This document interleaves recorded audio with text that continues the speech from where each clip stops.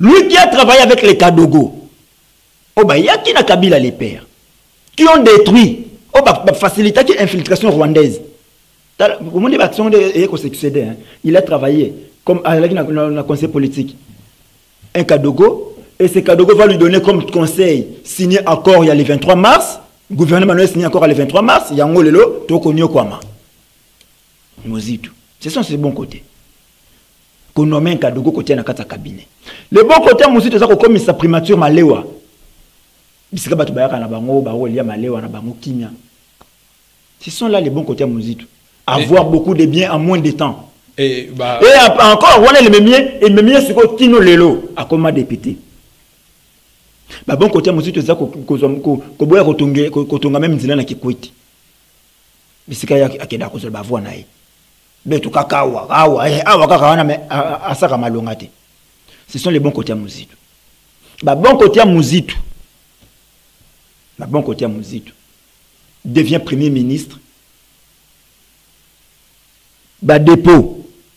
Il y a 400 millions. Qu'on signe contrat sino-congolais. Kabila, ce sont là ses bons côtés. Mais après c'est armé l'autre côté. Après c'est armé ma coquille. Pour qu'il y ait Kobunda Bitumba. Là il va proposer ça va mieux. Bon côté Mozitu comme député national. C'est resté à la maison. Banda validation à mandat. Qui nombo so habité pour lekisi. Papa lekisi. Oliembongo. Na jip paye aux zui. Mais Olingi ko CGT kende ole ekoki. Sango etamboli partout. Bino bolingi Mozitu te. Bolinga Mozitu te Mozitu asala bino nini? Hein? Na ba chaîne de télévision mikolo. Motonyo so ko tuna motona wana. Aye répondre ba kongomani pona nini ya linga Kabila te. Po tuna ngai na lingi Mozitu te. Yo pe lo bana linga Kabila te pona nini? Ngana ko linga Mozitu na salani. Mozitu comme mo singa ngo linga na bala. Yo linga la nini? To ngana to ko elani. To eli mo se. Toko wela nde biloko ya mboka enquête ya mboka o moto moko kangya ngwa commission mo ya ye. Siko bozo welela biloko ya mboka Mozitu akangi nini ya mboka oyo bino ba kongomani to ba yi Congo démocratique bozo ko benda na Simba benda tika yanga ayote zongisa tout ça. Et loko nini o Mozitu azu en otage o bino bolombo. Mozitu nous a laissé dans des difficultés énormes. Na utu ko lobela likambo ba M23. C'est son gouvernement qui a signé ces accords. Il y a M23. Mars 2009. Mozitu premier ministre. Yangi Bosso. Yami Balé, bancarisation des salaires à agents fonctionnaires de l'État.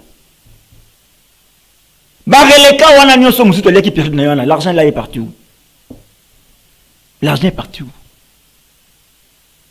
Boni batu bakoki ko sakana na mbongo mboka na kimia et puis bongi totala bango karabo. Le tobele la Kabila.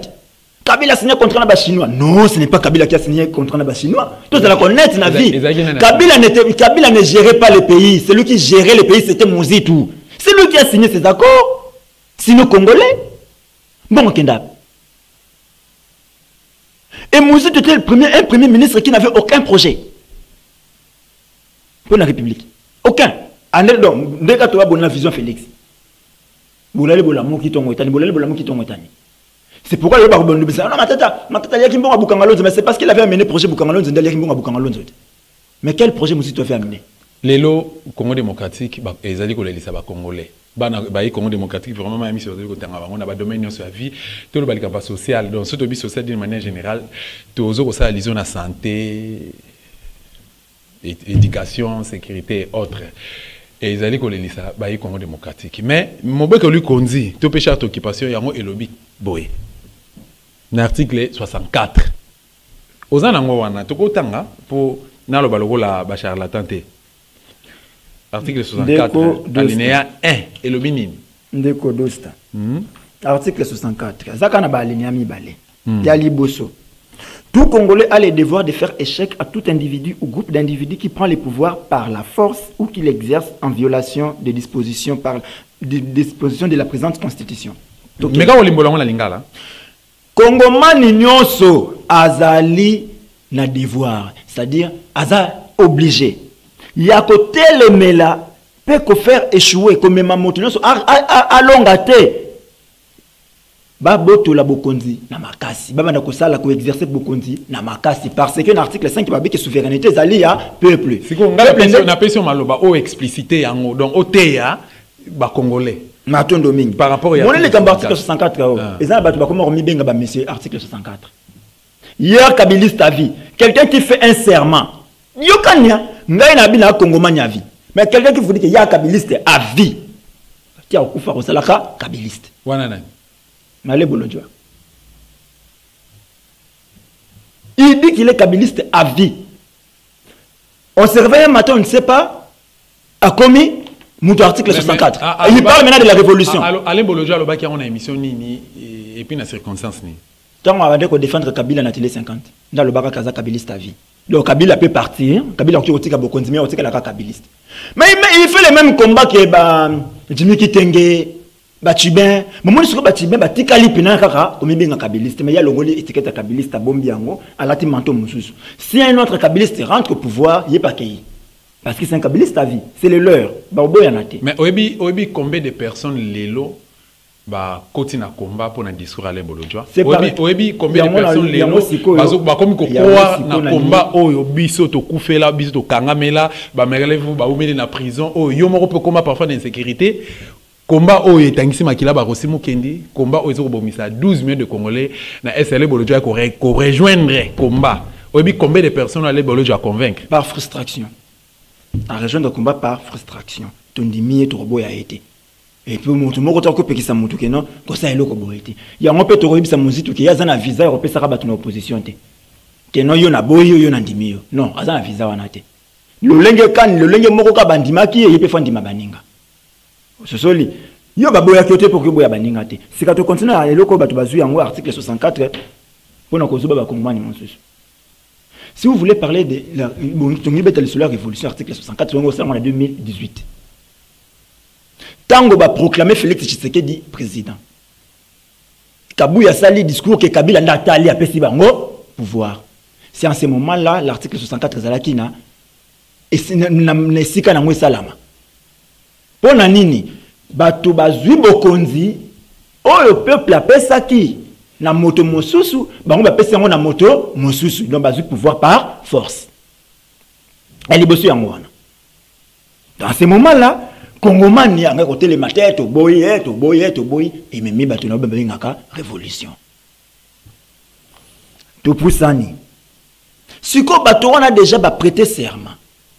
Abandi ko stambola conformément ya constitution oyo bengi l'article 64 on eza awa. Yango siko lobi ke soko bandi ko exercer yango en violation. Mais yé azok a côté siko na kati na yango. Article 64, pour le moment, ils encore, ils allaient qui se souna et c'est qu'on a moté. Parce qu'on avait raté l'opportunité de mettre en vigueur dans en 2018. Si quand on a l'article 64, na alinéa premier, et qu'on a nzela, to comme en octobre 2023, Félix Tshilombo Tshisekedi Antoine, moi na Etienne Tshisekedi, a organisé l'élection. À quoi ici canalisou mouana Félix organiser l'élection. Article 64. Donc au lieu on gérer mais en dehors le mandat na yo. Ozaki a 5 ans. On souhaite kende na ona kimia. Mais il va rester en fonction jusqu'à l'investiture du nouveau président. Là, c'est ce qu'on a dit. La charte d'occupation 64 on a 70 wana. Oui. 64. C'est pour dire moi le bloc basala il faut comprendre les Franck Diongo les Tchalamouana proposé monsieur locaux. Ils ont copié des choses il y a Libanda. Tant que le président de la République reste en fonction jusqu'à l'installation du nouveau président élu, et la qui c'était que ça sa maponomité. C'est que comme on a maponomité, ça ma maponomité pour s'accrocher à l'article 70. Non. Ça c'est faux. Et na kanisa na bana na mokolo moko ke pona nga na proposer qu'il faut ko bakise loko wana na kata ya libe que muko likonzi. Que soko komi na suka mandat na yo organiser l'élection te OK. Comme ça le président Sénat a qui ko gérer les 90 jours wana pona ko organiser une fils qui maponomi pona ba remplacer. Alors tozongi na 64. Tozongi na 64. Alinéa 2. Toute tentative de renversement du régime constitutionnel constitue une infraction imprescriptible contre la nation et l'État. Elle est punie conformément à la loi. Donc, Nangonga Otoza, sur le Bikinoto Telemato Bingana Félix, par autre moyen, il y a disons, révolution, Martin, Félix. Mais il va tomber dans infraction, dans article même 64, mais elle est née à 2. Donc, pour Nayo, et ça les maté, donc, tout le monde a incité la population. C'est-à-dire, si tu veux parler de ça maintenant, ne parle pas de cette constitution. Voilà. Qu'est-ce qui est passé en Tunisie pour rebaptiser Batelema? Très bien. C'était par rapport à quoi? Burkina Faso, Soudan, Égypte et autres. La bandit n'a pas printemps arabe. Tant que printemps arabe est bandit, Ben Ali, pression, tant que Mati, ce n'était pas les Camboyans, révolution à Tunisie, et où il y a peuple tunisien. Mon équipe, vina bangoza qui sous bongote, batomboki, Ben Ali Hakimi. D'un côté. Mais comme on dit toujours, tant qu'on toque le Balkambo la révolution, il y a toujours Batou Bazaka Nassima. Il y a toujours des têtes pensantes au Bazaka Liboso. Qui n'a minute aussi il faut Boussali Yango. Oui, mais qui vont diriger. Le pouvoir sera maintenant dans la rue. Mais qui va récupérer ces pouvoirs? C'est encore ça un problème. Les gens qui vous parlent de l'article 64, mais ils n'ont jamais été, même la marche à Banabitendi. Ata marche à Banabitendi, non, Basalate. Mais il parle de l'article 64. Gaz, Ata Mokona Melate. Mais il parle de l'article 64. Yo ebi sangwa gazette. Yo ebi ba couleur nyonso ndenge ntonga beta peno ke oyo esoka na zolo esoka na misu. Kanya malaxa ebiso nyonso. Oyebi yango. Kanya malaxa ebiso. Parce que ça bato ba yebi yango te. Mais il parle de la révolution. Il y a mauve, il y a rose, il y a rouge, il y a noir, il y a pembe. Ozui yango elongwe Tunisie et Katisi Burkina Faso. Et Katisi na nini na Égypte. Avec Hosni Moubarak, Mohamed Morsi. Tala on dengue kendaki. Mais pourquoi en Algérie Simba quitté? Bouteflika était là. Mais pourquoi Simba quitté? Bouteflika là qui toujours. Il a contourné sa printemps arabe 2012. Mais c'est parce que Banga Basala Makambuna, le lengue a désordre, le lengue bisoto ça pas na bissoir. Ça n'a pas marché. Tout ce qu'on a en Afrique noire, tout ce qu'on pense à Sahel. 2015, 2014, 2015, Blaise Compaoré Kimi. Mais Blaise Compaoré n'était pas seul. Ce n'était pas la population seule qui a fait fuir Blaise Compaoré. Il fallait que l'armée récupère les choses en main. Il fallait que l'armée soit républicaine et récupérer Makambona Maboko et Compaoré Kimi. Si Compaoré avait encore, quand Compaoré avait encore la confiance de son armée, malgré la révolution, rien n'avait marché. Compaoré était encore dans Ouagadougou. Et s'il faut encore signifier Congomani. Quand nous voulons parler de la révolution, et pas nous avons plus de 405 ethnies. Et les politiques, où Alain Bolonja avait fait partie, soutenant Kabila, Batia n'a mis tout à Congomani que l'élection est d'abord ethnique. Le monde n'a pas boué. Moutoko Zalazan Nzala. Mais le coup, la Félix Zawana, Félix Zandekonanga. Ça va. La serré ceinture. La serré ceinture. Bati Rama, tu sais, la Rama, les escroqueries, l'État Zoï Bambongo na Bakongomani, l'État Zoï Bambongo na Bakongomani. Moutou Bazoli Rama Zolela, beaucoup tenez la privée. Mon cher, Makambo Ramo, ça ne va pas. Makambo Ramo, ça ne va pas. Mais sur le public, non, Félix ça bien. Regarde, sort un peu plus haut d'abord. Oh yo yo, citoyenneté zaté. Toko linga bato kemboka. Et ce sont ces gens-là qui n'entendent pas de la révolution, ça ne va pas se faire dans un coin à Kinshasa. Pour Tokyo, la Mukara raté que on a le lot, Kinshasa est Tomboki, mais Congo central les Akimia. Mais c'est des gens qui ont besoin de Kinshasa, qui ont refait la Congo centrale. Mais nous sommes quelque part. Mais là, je vous dis, il y a Burkina Faso. Central, il y a Bandundu, va prendre que Kinshasa mote pays pour une raison Oyo. Ce qui est le même problème, c'est que préoccuper, on peut se manifester. Là, la première chose, on doit commencer par identifier les problèmes. Il y a une révolution pour te bêter une solo. La Burkina Faso, il y a Liboso, au monde qui comparera qui mit ton armée à ses poids. Dans le Soudan, et là, c'est là que le peuple soudanais a bengana Muammar el-Bashir. Et ils ont pris à l'IPMATI. Opposition est récupérée en haut. Babeleli batuna balabala, ma pemati ali batu bakei. Batu bakei basali révolution. Nazongi na yo na epa na biso awa. Tango Tshisekedi banda ko sala babiloko ba marche na ye, Mobutu kotoa nini bato bayaki na loko mo bando benga bindu. Mobutu n'était pas dans ça. Mais comment qu'ils sont Tshisekedi a annoncé que marche, mokolo wana bindo refuta na OK marche. Bato baki osela mbongo na bango bindo. Même mokolo kaka bindo kuei bindo afutite Tshisekedi appelle la marche to ke kosenga Mobutu so ngisela biso mbongo na biso bindo. Vous avez vu bato babima na balabala. C'est parce que la cause était commune. Pas na biso à l'IPMATI, nous sommes en plein confinement. Ndeko nanga vous na prison. Tout tikalia ou tout beleli l'IPMATI, tout ça là, tout organiser marche, mouvement na biso, jeunesse en action. Komanda 24 kino mboka oyo hôtel la gouvernement bisika matata tika. To kutana ni kuna. Combien de Congolais ba accompagner marche wana? Bazoto la bino na banzela bazo sabino très bien. Makambo ko marcher là yango. Le ye fandi na ye, azotambola na ye, akomela masanga na bazo sabino bino makambo bo marcher là yango. Oh, il devrait se joindre à vous. Ah, la moni bango baza 10. Ngaso na bakami to koma 11. Intention bakami to koma 13. Mais qu'est-ce que les politiques ont fait? L'IPMATI. Batu bazo le lanzala. Mais ce sont des choses qu'on va récupérer. Ils n'en récupèrent pas. Mais la mission, les politiques, qui sont motomoko le rôle Adolphe Muzitu. Il s'est dit opposant. Ce qui a bien dit marche qui va commencer, il va bilmana balabala balé la pona biloko mati, bato IDPS va robot ya bilmati. Adolphe Muzitu a bien aussi l'opposition, témoin rectification, c'est la résistance. Il résiste face à quoi?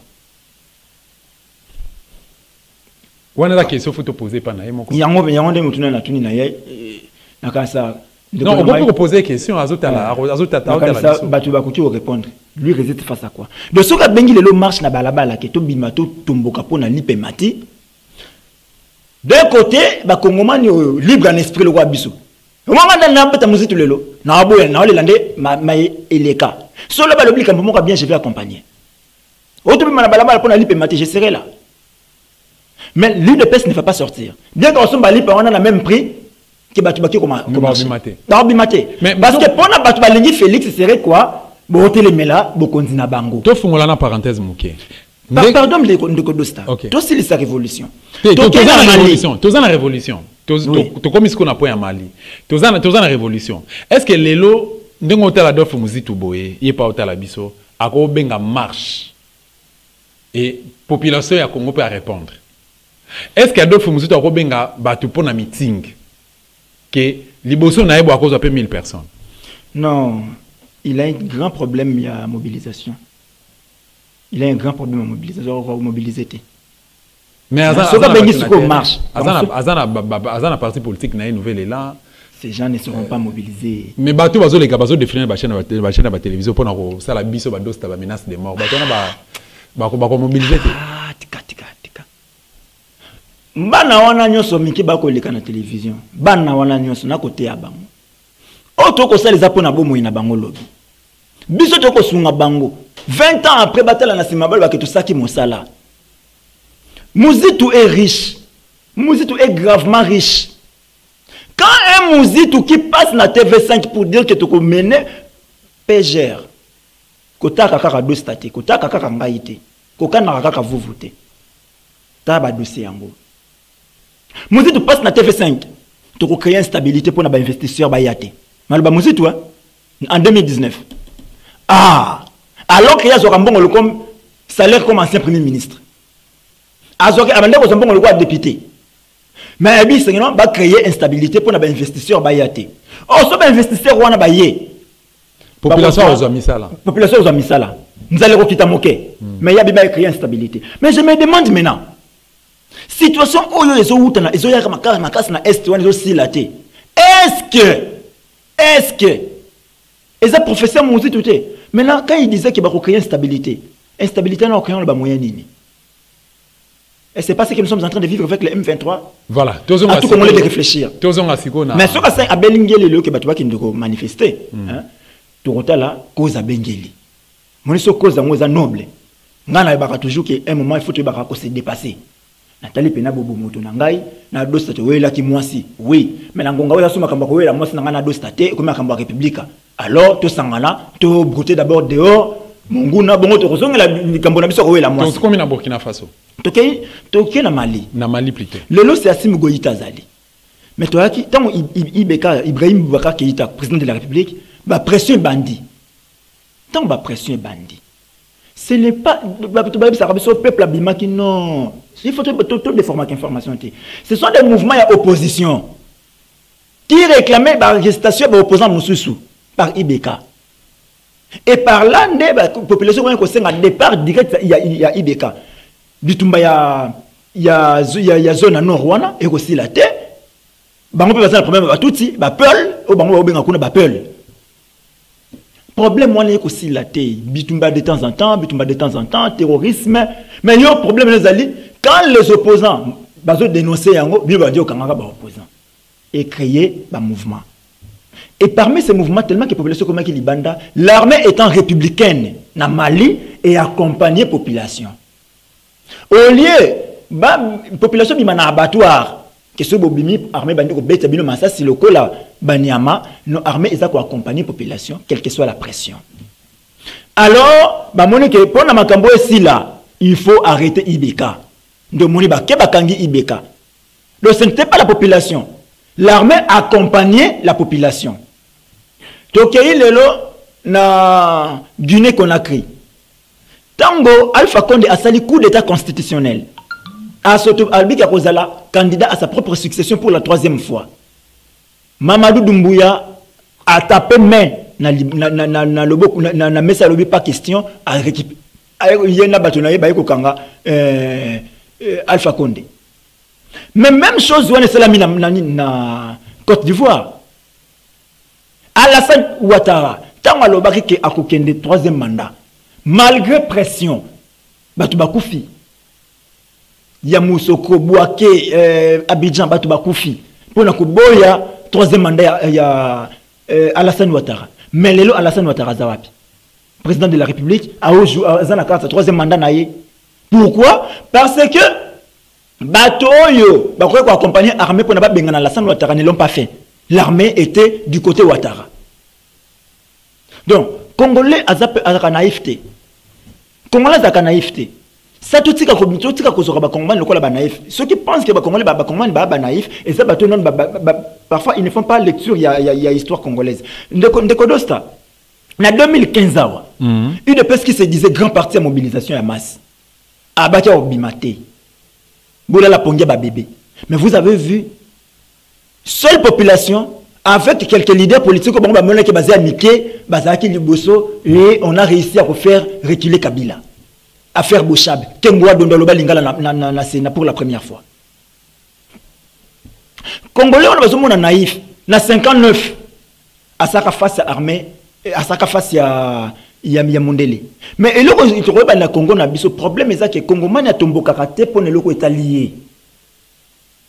Congo man a signé pour ne pas être lié. Ce qui fait fâcher la population, c'est toujours Makambo Matamaï politique. Yango moni siko bitumba biso to belela kangonga na ngongezaka nini toyeba biso moko d'abord to tomboka pona iloko nanga na futa transport et mati c'est ça qui va me fâcher ngana zelate balobi que non un tel alaki na tel poste balongo lienga na siliki non lipe mati et etalinga directement mais ba bloc wana tout Congo l'équipe a été c'est encore ça un problème donc dire à Congolais les loquets to quel article 64 no banda wala kisa Congolais l'article ozali na bomoto na ye ozanga mayo kozanga courant mobeko likonzelo biki l'état fa peso maina courant mais to loba oza vivre na ba conditions bien té constitution le biki l'état fa ata na ba conditions bien to ozanga misala mobeko le biki l'état fa pesa biso misala moi ce que bato ba intérioriser biloko wana ba comprendre que oui ce qui ngana za na passe boy c'est l'état je sais mayo na tout na boy parmi ba pays nyonso to tuko tanga to loba 90% oyo 90% ba réussissa qui na démarche na bango ya ko appliquer article 64 ya moboko lu konzi na bango ba réussissa qui et puis lelo bazana liberté est-ce que na kaya ya République démocratique du Congo et lo connaît cause la possibilité lobby awa to lobby oti ko le catholique na Syrie toki kuna kino lokito ça les agi makasi population abimi président moto ba koteleti na nani na quoi na cité de l'ONU na bango na cité de l'Union africaine na bango bakota kiti kuna et bakangaki pe Félix na bango moto amoni akokite asengi kimia akende na ye. Est-ce que l'on cause la possibilité na République démocratique du Congo na contexte ya lelo? À une seule condition, si l'armée accepte d'être républicaine. À une seule condition. Parce que soit le lobo telemi mouvement bongo telemi bato babimi belé na balabala. Ndeko dosta. Bubandi ko bima bozui boulevard. 1 million de Congomani ba ko tambola. Et baba kame ba komaki 2 millions. L'armée vous encadre. L'armée m'a bino lanzela boko kende. Les choses vont aller. Mais ce qui fongo li feu. Abandi ko boka yango lokola komi na bitumba yo mona yango omona kango awawa. Une petite marche pacifique. Bato babimisi mandoki batina balabala lokola ba ko sala bitumba na M23. Na Sri Lanka salamaki, mais vous avez vu l'attitude de l'armée. L'attitude de l'armée républicaine. Les gens sont en train de revendiquer quelque chose qui est normal. Nga la zawana non pour nakokoma tueur ya population, mais la zawana pour nako protéger population. Alors je les accompagne. Nanzela ba okende. Juste ba casser, ba détruire. C'est ce qui a été fait. Et vous moni bango destination bango zala kito keinda ko ya mokonzi, ba keinda ko mokonzi. Toke ko za mokonzi, ba komi mokonzi mo santé qui pression leki a décliné offre na longo na tiki. Bosa makambo na bino bino moko. Mais chez nous c'est encore possible, mais il y a une seule condition. Comment? Les citoyens doivent être des citoyens, l'armée doit être républicaine, la police doit être nationale. Voilà. Ah, vraiment, tu as souke singeli to kata parce que réalisation signalé ceux qui te consomment, te déborder pe. Et voilà, tout ça les plus d'honneur. Moi, Mboka Moustapha Kalambay, activiste de pro-démocratie et un de résistants, il y a la République démocratique du Congo. Est-ce que le soulèvement populaire dans RDC c'est possible? Très possible. Est-ce que la libération du Congo démocratique est possible? Très possible. Est-ce que le peuple congolais lelo ndenge ozotalela ye ozomona kaza capable ya kotelema pa bengana na ba occupant et puis na ba collabo congolais azamuta ba rebondissement congolais ba sous-estimera été asaka likambo sika mutandimaki te et congolais asaka makambo mususu mutandimaki te tango Rwanda yaki ya kanisa ki ko alongi totumba bango vivant awa na mboka okisasa ba Rwanda bazala brûler vif awa. Mais à l'Ingo, là, ce message n'est pas le président de la République. C'est lui que vous appelez le président de la République aujourd'hui. Par rapport à la situation congolaise, vous connaître les lots. La naïveté et puis irresponsabilité. Ndeko Moustapha. Félix Tshisekedi Tshilombo Antoine et moi, maman Marthe. Il paraît qu'il y a deux autres dirigeants le président de la République. C'est ce qu'on nous a dit. Mais il paraît que papa n'a pas eu opposition à Mbokao pendant 37 ans pour bien besoin de pouvoir. Ah, c'est ça. Ami Bonzaki na commissie, ami Bonzaki opposant. Mais est-ce qu'Okanisi Bissikaza, si réellement il a fait opposition face à Mobutu Kabila, le père Kabila et Amouana, c'est pour récolter ça, gestionnaire. Le peuple d'abord, que vous avez prôné dans l'UDPS, tant on a lutté contre la pauvreté, c'était pour la raison que ça Congomani 10 pas en arrière. Dans la population na yo lelo, vous avez le courage à côté la face. La tata cache nezi pas bonné na mutu, sala kafriage. Tambola na banzela oyoyo, ba Congomani ba tambola. Est-ce que vous avez la fière ko lobake ozamo konza bato pendant 4 ans lelo? Si réellement vous avez la volonté, qu'est-ce qui t'empêche de le faire? On sent que on manque la volonté. La volonté politique manque. Ceux qui entouragent na yon des amabé, comme Kabila Bagazari na 15 personnes, vous, je ne crois pas que vous êtes dans Moutoumoko. Félix, tu as les devoirs. Même dans un jour, au relever tête. Mais que nous avons la sauter parce que tu ne vas pas satisfaire tous les Congolais. C'est que si je peux avoir un conseil pour la toute première fois, on appelle ça Otoli na Bomo Inayo. Na eu un autre pour sauver ton mandat, mais fin le problème à Est. Et tu as tous les moyens de mettre fin au problème à Est. Tu as tous les moyens. Et si tu en manques, moi je te propose un. Fais la guerre contre les M23. Il faut les chasser. Fais la vraie guerre dans l'ADF. Pas la comédie. Tu n'as pas besoin de réfléchir devant Kagame. C'est une marionnette comme toute autre marionnette africaine. Fais face. Chasse ces gens-là. Tu peux sauver ton mandat. Tu as l'État congomani. Tu as la poche na opposition. Tu as la poche na lelo. Mais tu as la poche na opposition. Tu as la poche na lelo. Vous avez que nazongisima Message pas ya ba FRDC bazali kolanda. Mais FRDC n'a encore na confiance na bino. Je sais que Bouza Makasi. Ndenge Bosaki yango avec les M23, ndenge Bosaki sous avec Mamadou Ndala, je sais qu'il y a encore Bamibali en somi, le col Mamadou Ndala, ils peuvent faire quelque chose. Nayebi que ils a Bamibali ya Makasi. Le col Lucien Baouma, le col Mbunza Mabe, le col général Maele, bah ça quelque chose. Alors allez-y. Combattez pour votre armée, pour votre pays. Soyez républicaine. Vous avez une armée républicaine. Vous avez pour la République. Ne soyez pas là seulement pour traquer Batou Bakoloba. Ceux qui Bakoloba, ils ont pas si éleki. Ceux qui Bazaki na Esengo, de bande ko bete masolo football. Mais ceux qui ba ko bete masolo ya mboka, c'est parce qu'ils n'ont pas si éleki. Tika bango baloba, bazana droit koloba. Bino bome masango ya makambo bango ba koloba na ba dirigeant pour que ba bongisa. Peuple congolais zali kolanda yo. Citoyen peuple congolais oyo batu musu ba benge naïf, oyo bande ko musu ba rolelaka. Oh peuple ndenge nini bazoboma yo nzala ba pimelo musala ba pimelo maina courant, ba botoli souveraineté na yo, ba botoli élection na yo, ba botoli na ba droit ba privé na ba droit na yo. Ba benge naïf, ba benge lâche, ba benge peuple congolais irresponsable. Moi je me demande, nous prenons pour une révolution forte pour libérer ce pays. Mais ekosale makaka ensemble na port ya peuple wana. Alors peuple wana est-ce qu'il est responsable, est-ce qu'il est conscient de comme Moustapha Kalambay na kosenga na peuple wana alata kazaka na ye opesi na article 5 ya libé comme ko likonzi asimba yango malamu alata yango atika yango te et abosa na te kazana ba droit na ye au l'état faut apesa ye soka bandi na article 11 ya constitution aza déjà na ba droit banda na droit civil pe na droit politique kino na ba droit nyoso na économie l'état a ko devoir na ye ana bloc belo l'état esengeli l'état pesa ye alata yango soka moni a commis le niveau wana a recomprendre d'où venir le nom la muka kombo ya la muka c'est-à-dire que bazu bo moto na ngai ba komisinga clochard ba komisinga nyangala kata ba komisinga kombantaba ba komisinga kizengi pona bango balia ka biftec or nga congolais na devoir na droit plutôt comme la maille ya peto ko sala manakata mboka nanga nga congolais na droit ya ko vivre de manière décente na kata mboka nanga nga congolais na droit ko la protéger. C'est à ce moment là à cause de la citoyen qu'on cesse d'être des bateaux ba yembela ka bateau parce que ceux qui le bandi ko yembela moto na ko pesa ka jamais mosala akolinga ko sala kaka wana pa yembela o yembela kai voilà mosala papa était na eu de pesa basala kino lelo ba jeune benga bango mokolo ya mardi mokolo ya mercredi mokolo ba yebani mokolo ya misala boya ko yamba moto tel boke ko yamba yi moto tel a voyagé qui a zongi boya ko yamba yi baki ko yamba yi tout ça pourquoi parce que ba pesa bango misala te pour na ba utiliser bango lokola ba objet aussi si ko utiliser yango fandisi yango wana okoya ko zongo surtout ngo zana posa ko utiliser yango et pour quitter dans ça on doit revenir ba citoyen exigeant.